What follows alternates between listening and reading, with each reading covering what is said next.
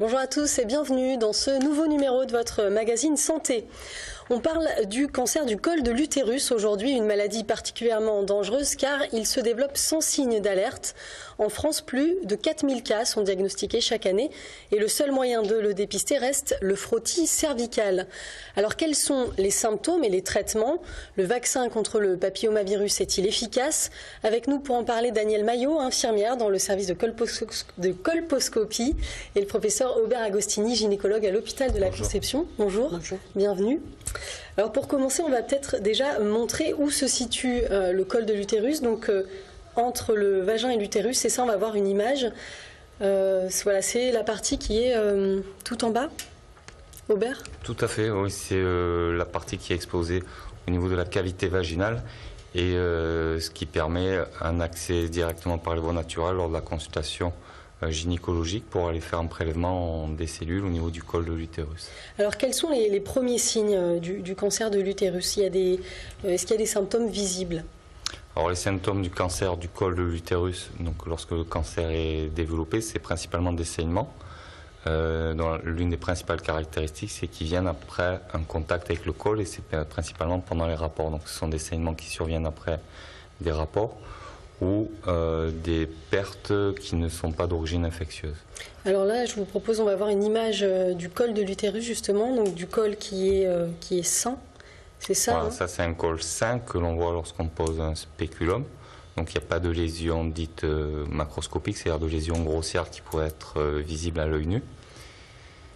Et du coup, quand un col justement qui est malade, donc il y a des... Donc il y a une maladie qui est assez évoluée, on le voit en général à l'œil nu. Alors ce cancer, il est lié donc à la présence d'un virus qui est invisible, c'est ça le papillomavirus, on ne le sent pas arriver. Non, Danielle? Il se contracte en général, il se contracte lors des premiers rapports sexuels et après, généralement, il s'élimine tout seul grâce aux défenses immunitaires de la personne. Voilà. Ce virus, du coup, il s'appelle donc le HPV, c'est voilà, ça? Human Papillomavirus. D'accord, non un peu compliqué, mais comment on explique du coup la survenue de ce virus? Ce virus, si on veut être assez schématique, à partir du moment où on a une activité sexuelle, on rencontre ce virus. Après, le problème, comme l'a dit Daniel, c'est pas un problème de maladie sexuellement transmissible, c'est un marqueur de l'activité sexuelle. Et ce qui se passe, c'est que certaines personnes vont s'en débarrasser très facilement, vont le contrôler, et d'autres personnes vont pas se débarrasser de cette infection. C'est-à-dire qu'on peut tous être porteurs en fait du virus, mais il peut ne pas s'exprimer. Voilà, soit on peut l'éliminer plus ou moins rapidement, soit il ne peut ne pas s'exprimer et entraîner de dégâts. Donc c'est pour ça qu'il faut rassurer souvent les patientes qui sont porteuses de ce virus. Ça ne veut pas dire que si on a ce virus, forcément on a une lésion. Tout se joue après au niveau des capacités à se défendre. Alors justement, comment on sait qu'on a le virus? Par un examen, c'est ça, un examen vaginal, le frottis? Voilà. Chaque femme à partir de l'âge de 25 ans, il doit faire un frottis selon, tous les 3 ans, tous les 2-3 ans, c'est les recommandations actuelles, soit tous les ans ou plus selon la surveillance. Ça, après, c'est le médecin qui souhaite revoir la patiente pour adapter la surveillance. Et c'est ce frottis qui détecte justement des anomalies. Et cette anomalie se vérifie par un examen qui s'appelle la colposcopie. Et cet examen permet de détecter les lésions précancéreuses ou les atteintes par le virus. Parce que si on veut vraiment savoir si on a un virus, si on est porteur du virus, il faut faire un examen qui s'appelle la recherche d'HPV. Mais la recherche d'HPV par elle-même seule n'est pas forcément indispensable. C'est le frottis qui est l'examen indispensable. Et du coup, donc, ce frottis, à partir de quel âge est-ce que on peut le faire? Alors, les recommandations actuelles ont beaucoup changé l'idée et le discours qu'on avait, puisque normalement il doit être fait à partir de 25 ans et jusqu'à 65 ans avec une régularité de tous les 2 ans, sauf cas particulier. Pourquoi? Parce que si on le fait plus tôt, comme je vous l'ai expliqué dans le cadre puisque tout le monde va rencontrer ce virus et tout le monde va avoir une réaction plus ou moins au niveau du col utérin. Si on le fait trop tôt, ce frottis, on va tomber lorsque la personne est en train de faire son immunité et on va être inquiet par excès et traité. Donc c'est pour ça qu'on a reculé la barre du premier frottis, c'est d'attendre de voir la réaction de l'hôte et voir s'il a réussi à se débarrasser du virus ou si le virus est encore présent. Donc du coup, le frottis, c'est à partir de 25 ans. Ceci ans. dit, en pratique, c'est très dur. Donc, qu'est-ce qui se passe en pratique clinique? On essaie d'éviter de le faire trop tôt. Mais on va dire qu'à partir de 20 ans, lorsqu'on a une patiente qui le demande, on le fera. Et si on tombe sur un cas justement où on pense que la patiente n'a pas fini son immunité, qu'il y a des lésions qui vont régresser, eh ben, on essaie d'être patient. Alors, qui sont vos patientes? Parce que c'est un cancer qui touche les femmes plutôt jeunes, entre 30 et 50 ans. Le risque, il existe en fait dès les premiers rapports sexuels? Oui, dès qu'on commence à avoir des rapports sexuels, on rencontre ce virus.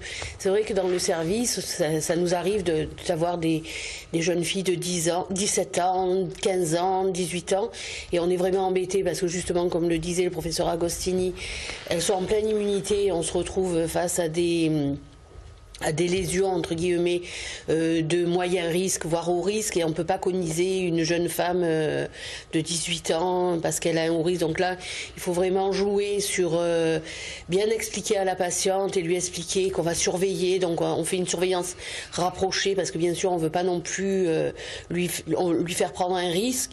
Mais comme c'est le cancer du col de l'utérus, c'est une pathologie qui évolue dans le temps, on mesure le risque.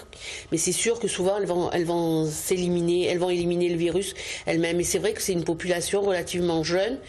Donc on va dire la moyenne, ça va être entre 30 et 5, on a une population entre 30 et 50 ans, la majorité des patientes. Et donc le frottis dont on parlait à réaliser donc à partir de 25 ans, il peut être réalisé donc en priorité par son gynécologue, mais il peut aussi être fait par son médecin généraliste, c'est ça, si on n'a pas les moyens d'aller voir.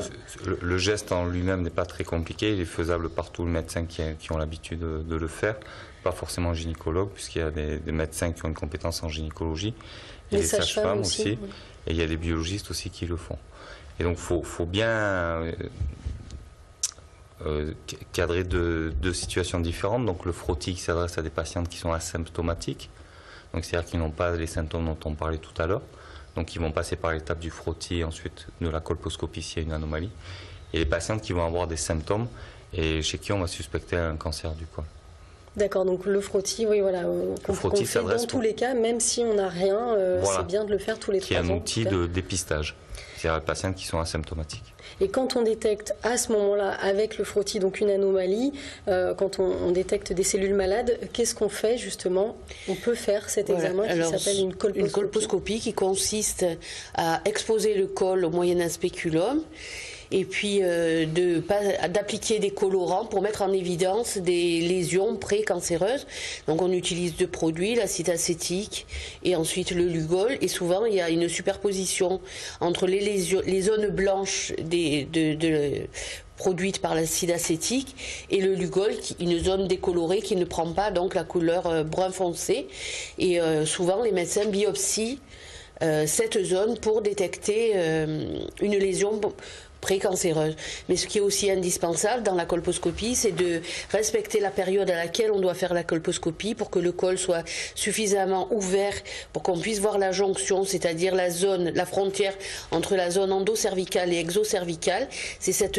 Parce que c'est autour de cette zone-là que se développeront les lésions. Donc il y a une période bien déterminée. Voilà, entre le 8e et 14e jour du cycle, sauf certains cas... par exemple des personnes qui ont un traitement qui supprime les règles, etc. Ou les personnes ménopausées. Chez les personnes ménopausées, il est recommandé de faire une préparation pour justement réouvrir ce col qui s'est fermé dû à la ménopause. Alors justement, la colposcopie, je vous propose d'en savoir plus avec ce reportage. Donc un examen gynécologique qu'on peut être amené à faire une fois qu'une lésion suspecte a été découverte lors d'un frottis. À la maternité de l'hôpital de la Conception à Marseille, nous avons rencontré une patiente qui a souhaité rester anonyme. Elle nous raconte son parcours. Regardez. Marie vient de loin pour réaliser cet examen. Il y a 10 ans, un frottis anormal chez son gynécologue met en évidence un papillomavirus, l'HPV 16, un virus qu'on attrape par voie sexuelle. Il est impliqué dans plus d'un cancer du col de l'utérus sur 2. Au départ, peut-être que c'est un petit peu, je ne vais pas dire entre guillemets honteux, parce que c'est un peu comme une maladie sexuellement transmissible. Finalement, ce virus, on l'attrape avec des rapports sexuels. Et c'est un virus que moi j'ai attrapé quand j'avais... on n'est pas sûr, mais je l'ai certainement attrapé très très jeune. Donc on peut l'attraper aux premières relations sexuelles. À la première même, on peut attraper le papillomavirus. Un an après, elle subit une conisation, une opération du col de l'utérus qui consiste à enlever des tissus précancéreux et éviter l'évolution vers un cancer du col. Depuis, elle effectue régulièrement des colposcopies. C'est un examen qui est surtout visuel, donc qui demande une culture, un apprentissage surtout visuel, pour repérer des lésions qui nécessitent qu'on les biopsie pour avoir des prélèvements bien ciblés. C'est un peu le système du positif et du négatif comme une photo, c'est-à-dire qu'on va mettre un colorant qui nous alerte sur une zone, et une fois qu'on a alerté, on met un deuxième colorant, et si lui aussi considère que la lésion est pathologique, on va la voir sous une autre forme. Cet examen gynécologique se fait avec une loupe binoculaire au fort grossissement, un colposcope. Il n'est pas douloureux, mais parfois difficile à vivre psychologiquement. Ce qu'on remarque dans le cadre de la colposcopie, étant donné que ça concerne une pathologie très particulière, qui est liée à beaucoup d'affectifs et beaucoup de notions qui ont trait à la sexualité. Donc il y a beaucoup de culpabilité qu'on a à cette pathologie, et cet examen, c'est pas tellement la biopsie qui fait mal, mais ça va être l'anxiété, l'attente, la culpabilité. Les premiers résultats sont immédiats, tout va bien pour Marie. Elle devra quand même attendre les conclusions de la biopsie pour être fixée. Suivie régulièrement, le virus ne l'a pas empêché de mettre au monde 3 enfants. Alors on a vu au cours de cet examen donc primordial, c'est une biopsie qui est réalisée, donc un prélèvement de tissu. Et à partir de cette biopsie, on va savoir si le virus s'est propagé ou pas, c'est ça ? Alors sur la biopsie, ça permet c'est pas tellement de voir si le virus est présent ou s'est propagé, c'est savoir si le virus a fait des lésions cellulaires et s'il a abîmé le tissu. Et nous, ça nous permet de grader selon la gravité de la lésion. Et justement, donc dans le cas où des lésions ou des cellules malades sont détectées, on peut envisager une opération du col de l'utérus. C'est ça, c'est une intervention qui se pratique sous anesthésie locale ? Locale ou générale, ça dépend de la patiente. Et c'est une intervention qui est bien maîtrisée, qui ne dure pas longtemps et qui permet d'enlever la zone malade, entre guillemets, d'enlever la lésion, mais qui n'enlève pas le virus. Donc la surveillance est quand même nécessaire après une conisation. Et par exemple, un autre cas, si la personne est enceinte et qu'on détecte une lésion de haut grade, donc de stade 3, on laisse évoluer la grossesse. Et après l'accouchement, on surveille cette patiente parce qu'il est aussi possible que la lésion ait diminué, voire disparu. C'est arrivé. Donc il ne faut jamais se précipiter, sauf cas extrême comme un cancer avéré. Mais là, on n'est plus dans le dépistage, on est carrément dans la maladie. Et on n'est jamais pressé en colposcopie. On a toujours le temps de la surveillance et du traitement. En fait, oui, à partir de l'infection, donc un cancer du col de l'utérus, il peut mettre 10 ans à se déclarer à partir du moment où on détecte des petites lésions. Voilà, tout à fait. À partir du moment où on parle de ces lésions précancéreuses, on n'est jamais dans l'urgence. Donc c'est pour ça qu'on a dit Daniel, et c'est vrai que c'est très très important. Aujourd'hui, c'est un enjeu de taille. Il y a beaucoup trop de femmes qui ont des conisations. Et pourquoi elles ont beaucoup trop de conisations? C'est parce qu'il y a une méconnaissance, de par notre profession, de la possibilité de régression de ces lésions. Et il y a aussi une méconnaissance que la conisation, même si c'est un petit geste, même s'il est bien fait, peut avoir un retentissement catastrophique au point de vue obstétrical chez ces patientes qui souvent sont des patientes jeunes. Alors justement, on va voir une image d'une conisation. En fait, en quoi ça consiste réellement une conisation ? Alors comme vous le voyez là, on voit un col c'est une coupe transversale avec le vagin en bas. Et donc en suivant les pointillés, donc on va enlever la zone préférentielle où sont les lésions. Et à l'arrivée, donc en fait, on va avoir un cône. Alors le geste en lui-même n'est pas très compliqué techniquement, mais il doit être précis déjà pour être le plus économe possible. Donc il faut faire une colposcopie juste avant de faire le geste, c'est-à-dire en salle opératoire, ou comme le font certains collègues pendant le geste. Donc déjà aujourd'hui, il serait bien aussi que les patientes et les médecins qui les suivent aient le réflexe d'adresser les patientes au bon centre, qui savent faire de bonnes conisations.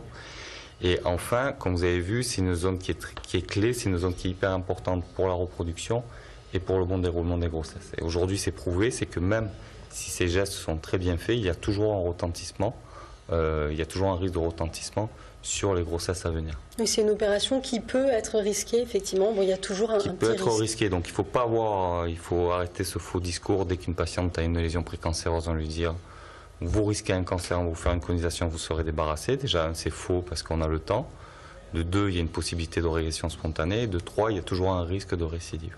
Donc il faut toujours prendre le temps et éviter de faire des conisations un peu trop rapidement. Donc quand on dit prendre le temps, justement, c'est comme vous disiez, si la lésion vraiment au départ est infime, faire plusieurs examens, plusieurs colposcopies. Voilà, une surveillance par frottis, colposcopie, pour voir l'évolution, la régression, et être toujours à temps d'agir, de faire une conisation si on voit que la lésion évolue dans un sens qui ne convient pas. Par contre, il y a des facteurs de risque qui empêchent la régression, voire la disparition du virus, qui sont quand même essentiels et qui sont méconnus. Alors, la première cause, c'est le tabac. Pourquoi? Parce que le tabac, ça baisse les défenses immunitaires et le seul moyen que l'on a pour lutter contre le virus et contre les virus en général, c'est ces défenses immunitaires. Ensuite, il y a le stress, tout ce qui est facteur de stress, ou qui baisse aussi les défenses immunitaires. Toutes les personnes qui sont immunodéprimées, comme les personnes qui sont greffées, qui sont atteintes et porteurs du virus du sida, qui jouent effectivement sur les défenses immunitaires, ce sont des facteurs qui empêchent la régression du virus. Mais donc pour la majorité des patientes, c'est sur le tabac qu'il faut agir. Et il faut que nous, on veut bien les aider en les surveillant, voire en les conisant, mais on ne peut pas, par un coup de baguette magique, leur enlever le virus. Donc il faut aussi qu'elles cèdent par elles-mêmes en supprimant des facteurs de risque. Est-ce qu'on peut encore dire aujourd'hui que c'est une maladie honteuse et pourquoi ? Non, pas du tout. Certaines patientes, comme on a vu tout à l'heure dans le reportage, ont ce réflexe parce que c'est lié à l'activité sexuelle. Et lorsqu'on a une maladie qui est liée à l'activité sexuelle, enfin, dans notre culture judéo-chrétienne, tout de suite on a une culpabilité. Donc oui, il faut essayer de passer ça. Après, c'est sûr que c'est toujours mal vécu. Et des fois, les patientes ont du mal à en discuter. Alors, est-ce que c'est une raison qui fait que les patientes n'adhèrent pas au dépistage du frottis, qui est catastrophique, l'adhésion au dépistage organisé notamment, c'est peut-être une des raisons. Mais c'est vrai que la peur d'aller faire un frottis, alors pourquoi on ne fait pas un frottis? Je pense qu'il y a aussi cette notion dont vous venez de parler, c'est-à-dire la honte. Ouais. Alors, je vous propose justement d'écouter la patiente qu'on a rencontrée tout à l'heure qui nous en parle. Regardez. C'est un peu délicat d'en parler parce que certes, ça peut provoquer un cancer sur du long terme, mais oui, on l'attrape d'une manière un peu délicate, quoi. Voilà, donc les premiers rapports sexuels, et donc après, c'est un petit peu, ça peut être gênant, mais après, bon, on est adulte aussi, donc on n'est pas, faut y faire face. Daniel Maillot, oui, un autre cas. Souvent, les gens qui viennent faire des dépistages de frottis ne viennent que lorsqu'ils sont enceintes, parce que là, elles sont surveillées pendant la grossesse et elles ne sont pas dépistées en dehors de la grossesse. C'est aussi un des facteurs. Il faut jouer aussi sur ce facteur-là. Il n'y a pas que la grossesse qui permet la surveillance. Oui, il faut que ça devienne un automatisme, oui. Et que les femmes, voilà, tous les 3 ans, effectuent tous les 2 ans ce frottis, quoi. Au niveau des complications dues au cancer de l'utérus, quelles sont-elles? C'est un cancer justement qu'on peut prévenir, donc grâce au dépistage. Ce dépistage, il faut le faire à partir de quand? De quel âge? Le dépistage, il faut le faire à partir de 25 ans. Et jusqu'à 65 ans, alors de tous les 3 ans, le dépistage en lui-même, le frottis, il n'y a aucune complication particulière, si ce n'est un risque de petit saignement dans les suites de l'examen. Il faut prévenir la patiente et il n'y a aucun souci particulier. Par contre, oui, non, c'était le vaccin dont je voulais parler. Donc, ce vaccin, justement, contre le cancer du col de l'utérus, il est préconisé depuis quelques années, commercialisé depuis 2006, et on le recommande donc aux adolescentes à partir de 11 ans, en fait, c'est ça, pour les jeunes filles qui n'ont pas encore eu de rapport sexuel. C'est difficile de donner son propre avis, mais moi je trouve que si ce vaccin a été mis en place, c'est une chance justement de permettre d'augmenter ses défenses immunitaires face à ce virus. Et je comprends aussi toutes les réticences que les gens peuvent avoir par rapport aux nouveautés, avec la campagne qui a été faite contre l'hépatite, le vaccin contre l'hépatite. À l'heure actuelle, il n'y a pas de complications sur cette vaccination, ouais, et c'est vraiment recommandé parce que c'est un leurre en plus. On n'injecte pas un vaccin même mort ou atténué. C'est un leurre qui permet aux cellules du col de reconnaître ce virus et d'augmenter les propres défenses. Donc le risque n'est pas, et plutôt, il n'y a pas de risque, quoi. Je veux dire, Donc c'est un vaccin, on peut avoir confiance. Voilà, l'idée c'est aider le corps à se défendre finalement si ce virus arrivait.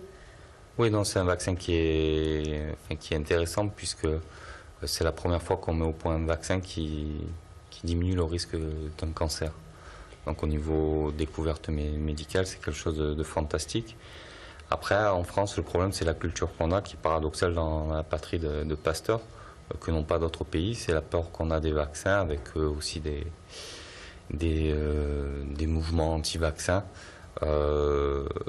notamment avec ce qu'on a vécu avec le vaccin contre l'hépatite B, qui, et ça c'est très mal connu, a fait l'objet d'une réflexion plus au niveau de l'AFSAP, de l'ancienne AFSAP, et qui disait qu'il n'y avait pas de relation cause à effet entre toutes les pathologies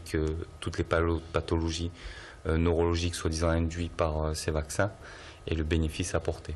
Mais il y a quand même effectivement un côté frileux des Français à se faire vacciner. Je crois qu'il n'y a que 39% aujourd'hui des jeunes filles qui ont réalisé ce vaccin, voire moins peut-être. Il n'y en a pas beaucoup, non. Il n'y en a pas beaucoup. Par contre, il faut aussi bien insister sur le fait que on est vacciné, oui, mais la vaccination ne supprime pas la surveillance. C'est pas parce qu'on est vacciné qu'on supprime la surveillance, parce que le vaccin ne protège que contre 2 virus les plus virulents en Europe, c'est-à-dire le 16 et le 18. Mais ne supprime pas l'exposition à d'autres virus, puisqu'il en existe plus d'une centaine. Donc la surveillance, c'est quand même indispensable, mais ça augmente les défenses immunitaires, donc de toute façon, on est moins exposé qu'une autre personne qui n'est pas vaccinée. Quand vous disiez, donc ce vaccin, donc, il ne peut pas éradiquer toutes les formes du virus, mais il est efficace sur les formes les plus virulentes, oui, c'est pour rappeler, le papillomavirus, en fait, ça comprend un ensemble assez conséquent de virus, quoi. Et ce vaccin-là, il est efficace vraiment sur les 2 formes les plus graves. Oui, tout à fait. Il est efficace sur le 16 et le 18 qui sont les plus présents en Europe. Mais malheureusement, comme il y a d'autres virus qui peuvent être incriminés, cela ne supprime pas la surveillance. Alors, oui. C'est un cancer qui, donc s'il est détecté tôt, se soigne quand même assez bien.